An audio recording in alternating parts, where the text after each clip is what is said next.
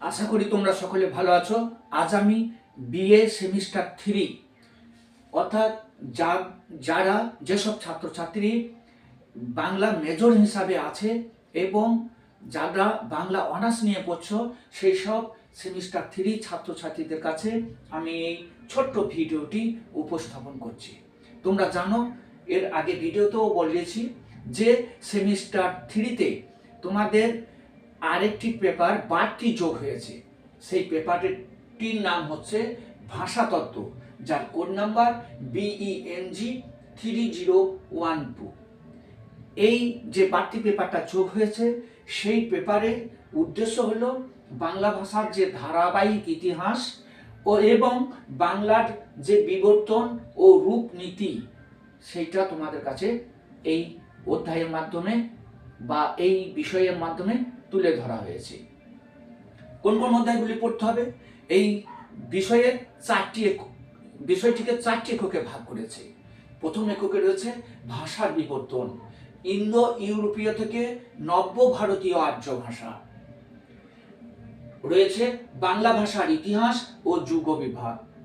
রয়েছে প্রাচীন বাংলা, মধ্য বাংলা, আধুনিক বাংলা ও ভাষার কাল নির্ণয়, সাধারণ লক্ষণ, ভাষাতাত্ত্বিক বৈশিষ্ট্য।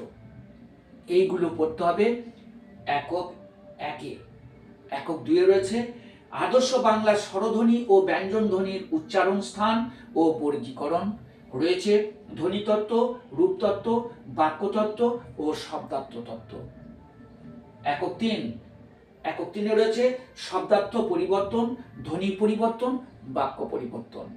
আর শেষ যে এককটি রয়েছে, চতুর্থ একক, তাতে পড়তে হবে রয়েছে শব্দ ভাণ্ডার, উপভাষা, সাধু চলিত, গদ্যরীতি।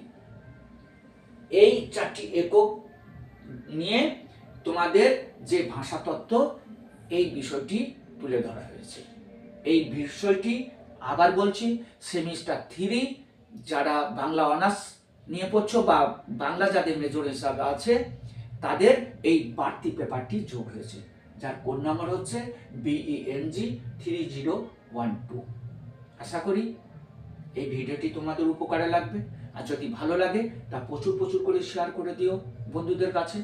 তোমরা ভালো থেকো।